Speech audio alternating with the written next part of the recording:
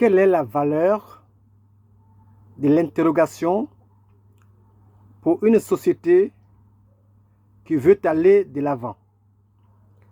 Quelle est la valeur de l'interrogation, de la question pour une société qui veut progresser, qui veut se surpasser? Alors, cette société, ça peut être vous-même, mon ami, votre enfant, votre entreprise, la communauté dans laquelle nous vivons, ou alors toute l'humanité. Alors, voici le plan de notre voyage pour l'exploration de l'interrogation. Le plan de notre voyage. Après notre introduction, nous allons visiter la valeur historique de l'interrogation, la valeur sociale de l'interrogation, la valeur éducative de l'interrogation, et puis nous allons voir la pratique de l'interrogation, voir que faire pour qu'elle soit pertinente, efficace. Nous allons également voir les freins et les défis de l'interrogation. Et puis, nous irons également visiter quelques exemples de progrès obtenus à partir de l'interrogation. Et aussi, nous allons explorer, voir un peu le caractère et la démarche de l'interrogation selon son domaine, qu'elle soit scientifique, littéraire, économique, culturelle, environnementale, politique ou philosophique. Chers amis, bonjour. Germain Sewé. La valeur de l'interrogation pour une société qui veut aller de l'avant. La valeur de l'interrogation pour une société qui veut se surpasser. L'interrogation en tant qu'outil fondamental est essentielle pour une société désireuse de progresser et de se surpasser.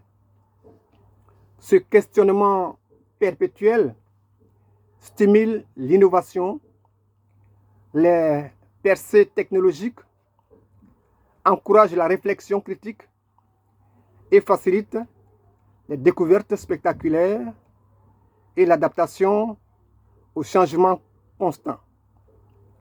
Mais pourquoi? Pourquoi et comment ce processus est-il si crucial? Pourquoi? Chers amis, prenons la valeur historique de l'interrogation. La valeur historique de l'interrogation. Historiquement, l'interrogation a été le pilier des grandes avancées. Les philosophes grecs comme Socrate utilisaient l'interrogation pour approfondir la compréhension du monde. Cette méthode socratique a permis de remettre en question les idées reçues, c'est-à-dire la pensée dominante, et de développer de nouvelles perspectives. De même, l'interrogation a aussi une valeur sociale. Donc, la valeur sociale de l'interrogation. Socialement, poser des questions permet de maintenir un dialogue ouvert et dynamique au sein de la communauté. Cela encourage la transparence et la responsabilité tout en aidant à identifier et à résoudre les problèmes de manière collaborative. Une société qui valorise l'interrogation est plus apte à innover, et à progresser. Chers amis, alors quelle est la valeur éducative de l'interrogation?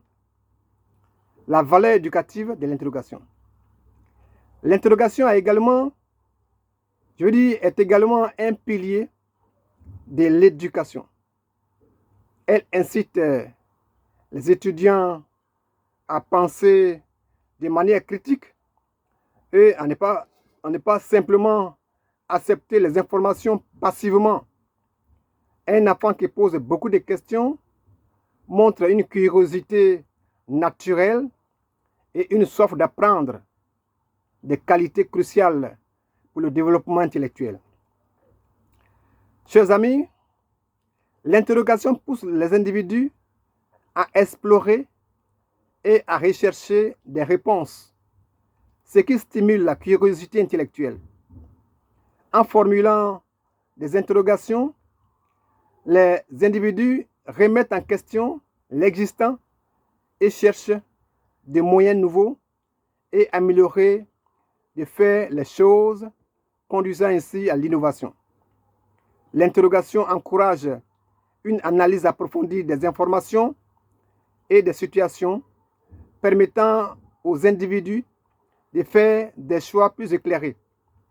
En questionnant les hypothèses et les conclusions, les individus développent une capacité à évaluer la validité et la pertinence des informations. Chers amis, les questions de recherche sont à la base de toute investigation scientifique.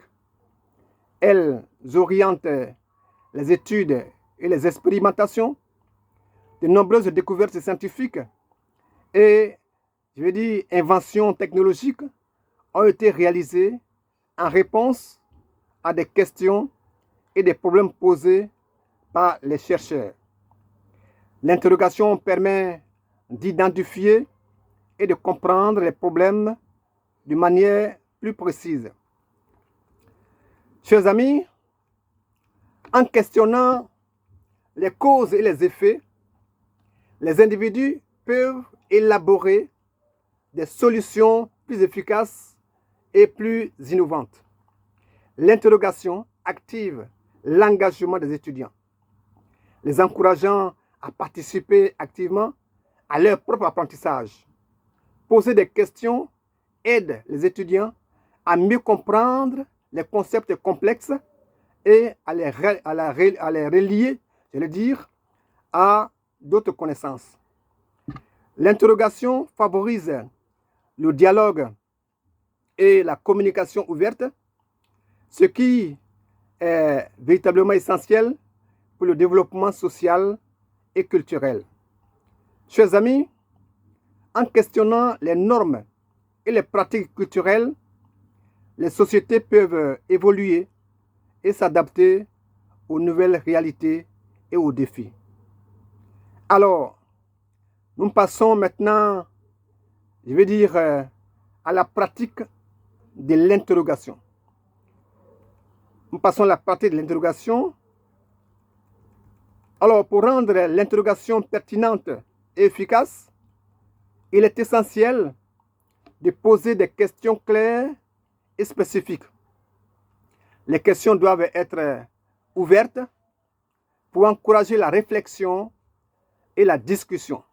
Par ailleurs, l'enseignement de la méthode interrogative doit être intégré dès le plus jeune âge pour cultiver cette habitude.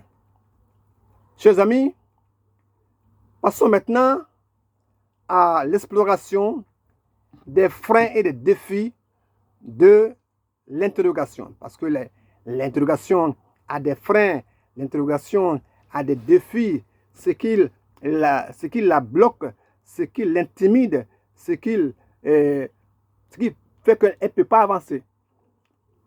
Alors, donc, les freins et les défis de l'interrogation. Alors, l'interrogation peut rencontrer des obstacles. La peur du jugement celui qui pose trop de questions peut paraître agaçant. Le manque de confiance en soi ou encore une culture qui n'encourage pas le questionnement, tout cela peut freiner cette pratique. Il est donc important de créer un environnement où les questions sont valorisées et encouragées. Alors, nous allons voir quelques exemples de progrès obtenus à partir de l'interrogation. Les progrès que l'interrogation nous a permis d'avoir. Alors, l'interrogation et la curiosité humaine ont été des moteurs puissants du progrès scientifique et technologique. Voici quelques exemples marquants de découvertes et d'inventions issues des questions fondamentales sur notre monde et son fonctionnement. Premièrement, la théorie de la relativité d'Einstein. Albert Einstein s'est interrogé sur la nature de la lumière et de la gravité, menant à une nouvelle compréhension du temps et de l'espace. Deuxième exemple, découverte de la pénicilline. Donc la découverte de la pénicilline, Alexander Fleming a découvert par hasard la pénicilline, un antibiotique, se demandant pourquoi une culture de bactéries était contaminée par une moisissure. Et la pénicilline a révolutionné la médecine. Troisième exemple, l'électricité. Alors, Michael Faraday et d'autres scientifiques se sont interrogés sur les phénomènes électriques menant à la création des générateurs électriques et des moteurs. Quatrième exemple, la structure de l'ADN. James Watson et Francis Crick ont questionné la structure moléculaire de l'ADN. L'ADN, c'est une molécule présente dans presque toutes les cellules vivantes. Donc, conduisant, du moins aboutissant à la découverte de la double hélice. Cinquième exemple, Internet. Alors, les scientifiques et les ingénieurs ont, en cherchant à améliorer la communication et le partage d'informations, ont développé ARPANET. ARPANET, donc, qui est le précurseur de l'Internet moderne. Le sixième exemple, la théorie de l'évolution. La théorie de l'évolution, Charles Darwin, en observant les variations des espèces, a formulé la théorie de l'évolution par sélection naturelle. Septième exemple, la vaccination. La vaccination, Edward Jenner, en se demandant pourquoi certains fermiers étaient immunisés contre la variole, a développé le premier vaccin en utilisant le virus de la vaccine. Au huitième exemple, la théorie du Big Bang. Georges Lemaître et d'autres astronomes ont posé des questions sur l'origine de l'univers, menant à la théorie du Big Bang. Neuvième exemple, l'ordinateur personnel. Les ingénieurs de la Silicon Valley ont cherché à miniaturiser et à rendre accessibles les ordinateurs, créant ainsi le PC. Un dixième et dernier exemple, l'imagerie par résonance magnétique. L'imagerie par résonance magnétique ou IRM. Alors, les scientifiques ont exploré comment les champs magnétiques et les ondes radio pouvaient être utilisés pour voir à l'intérieur du corps humain sans chirurgie, sans déchirure. Mais l'interrogation, selon qu'elle est spécifique, son caractère et sa démarche sont différents. Donc, nous allons voir le caractère et la démarche de l'interrogation. Premièrement, l'interrogation scientifique. Quel est son caractère? Le caractère de l'interrogation scientifique. L'interrogation scientifique est méthodique, empirique et basée sur des données.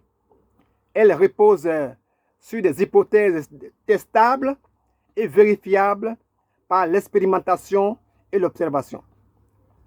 Chers amis, quelle est la démarche de l'interrogation scientifique? La voici. Premièrement, nous avons la formulation des hypothèses. Deuxièmement, la conception des expériences. Troisièmement, la collecte des données. Quatrièmement, l'analyse des résultats. Cinquièmement, la conclusion et la validation par la communauté scientifique. Alors, passons maintenant à l'interrogation littéraire. Quel est le caractère de l'interrogation littéraire? L'interrogation littéraire est exploratoire et subjective, souvent liée à des interprétations des textes, des thèmes et des motivations des personnages. Chers amis, alors la démarche de l'interrogation littéraire est la suivante. Premièrement, la lecture et l'analyse des textes. Deuxièmement, l'interprétation des thèmes et des symboles. Troisièmement, la comparaison avec d'autres œuvres. Quatrièmement, le développement d'une critique ou d'une thèse. Et puis cinquièmement, la discussion et le débat dans les cercles littéraires. Passons maintenant à l'interprétation, du moins à l'interrogation économique. L'interrogation économique, quel est son caractère? Le caractère de l'interrogation économique. Donc, l'interrogation économique est analytique. Elle est basée sur des modèles théoriques et des données statistiques. Elle cherche à comprendre les comportements des agents économiques et les mécanismes du marché. Chers amis, la démarche de l'interrogation économique est la suivante. Premièrement, l'identification des problèmes économiques. Deuxièmement, la collecte et l'analyse des données économiques. Troisièmement, l'application de modèles théoriques. Et quatrièmement, l'élaboration de solutions ou de prévisions. Et cinquièmement, l'évaluation des politiques économiques. Chers amis, qu'en est-il de l'interrogation culturelle? L'interrogation culturelle. Le caractère de l'interrogation culturelle. L'interrogation culturelle est interprétative et comparative, visant à comprendre les valeurs, les normes et, les pratiques de différentes sociétés. La démarche de l'interrogation culturelle est la suivante. Premièrement, l'étude des pratiques culturelles. Deuxièmement, la comparaison entre différentes cultures. Troisièmement, l'analyse des influences et des transformations culturelles. Et quatrièmement, l'interprétation des significations culturelles. Et cinquièmement, la diffusion des connaissances à travers des publications et des discussions. Chers amis, nous passons à l'interrogation environnementale. Qu'en est-il à ce niveau? Le caractère de l'interrogation environnementale est le suivant. L'interrogation environnementale est multidisciplinaire et souvent orientée vers la solution des problèmes. Elle examine les interactions entre les systèmes naturels et les activités humaines. Alors, la démarche de l'interrogation environnementale est la suivante. Premièrement, l'observation des phénomènes environnementaux. Deuxièmement, la collecte des données écologiques. Troisièmement, l'analyse des impacts humains sur l'environnement. Et quatrièmement, le développement de stratégies de gestion et de conservation. Et cinquièmement, la mise en œuvre de politiques environnementales et l'évaluation de leur efficacité. Chers amis, du côté politique, que pouvons-nous dire? Alors, le caractère de l'interrogation politique, qu'en est-il? L'interrogation politique est critique et normative, cherchant à comprendre les structures du pouvoir, les politiques publiques et les comportements des acteurs politiques. Elle examine aussi les implications éthiques et sociales des décisions politiques. Chers amis, alors la démarche de l'interrogation politique est la suivante. Premièrement, l'identification des problèmes politiques. Deuxièmement, l'analyse des institutions et des structures de pouvoir. Troisièmement, l'étude des politiques publiques et de leurs impacts.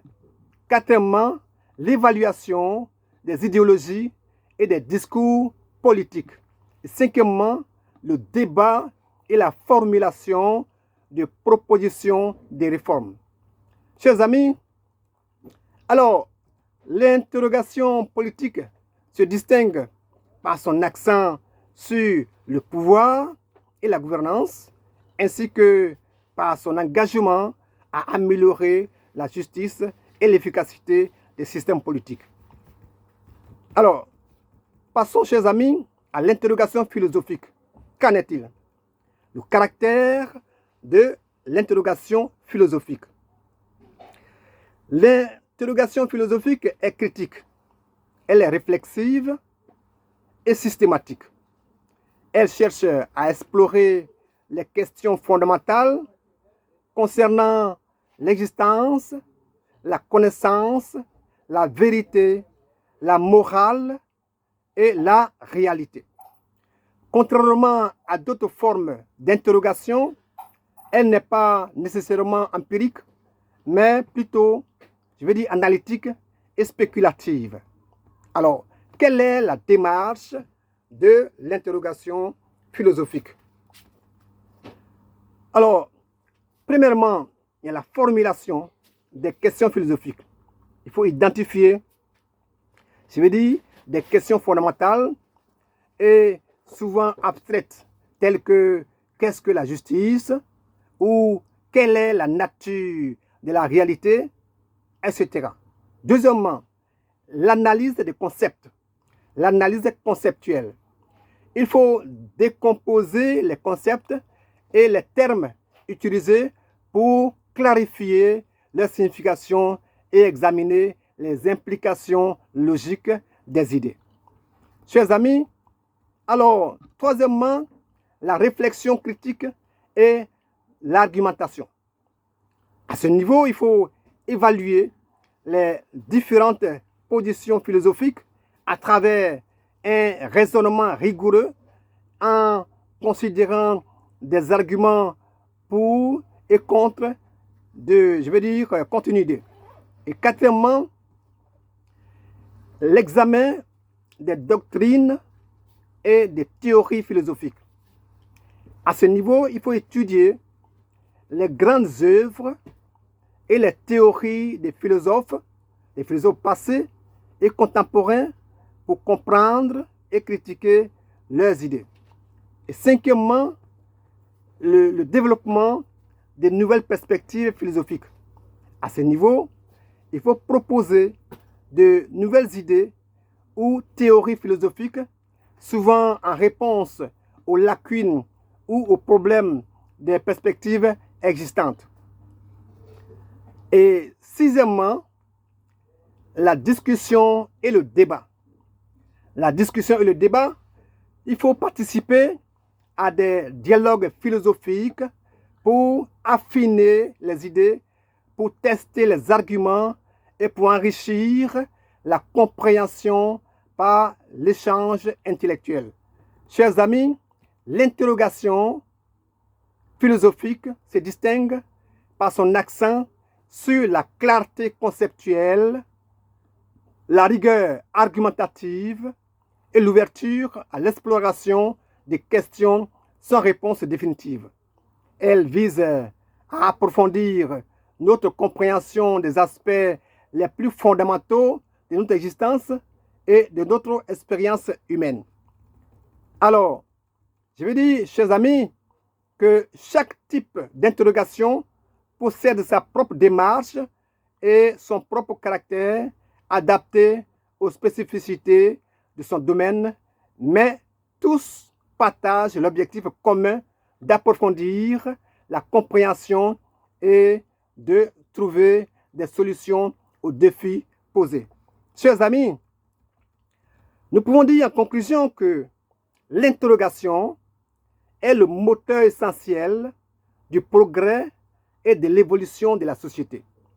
En questionnant le monde qui nous entoure, nous découvrons des vérités cachées.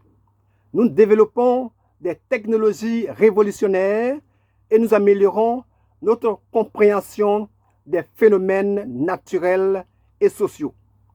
Alors, les exemples historiques comme la découverte de la pénicilline ou l'élaboration de la théorie de l'évolution illustrent comment le questionnement mène à des avancées scientifiques et technologiques majeures. Chers amis, en éducation, l'interrogation stimule la pensée critique et l'innovation chez les élèves, les préparant à devenir des citoyens éclairés et actifs. Socialement, elle favorise la transparence, la responsabilité et la résolution collective, je l'ai dit collaborative, des problèmes. Cependant, pour que l'interrogation soit efficace, il est crucial de cultiver un environnement où les questions sont encouragées et valorisées, éliminant les obstacles tels que la peur du jugement ou le manque de confiance en soi. En somme, l'interrogation, lorsque elle est intégrée dans tous les aspects de la société, elle permet non seulement de surmonter les défis actuels, mais aussi de préparer un avenir où l'innovation et le progrès sont continus. C'est par cette pratique que la société peut véritablement se surpasser et évoluer vers un état de bien-être et de connaissance toujours plus élevé.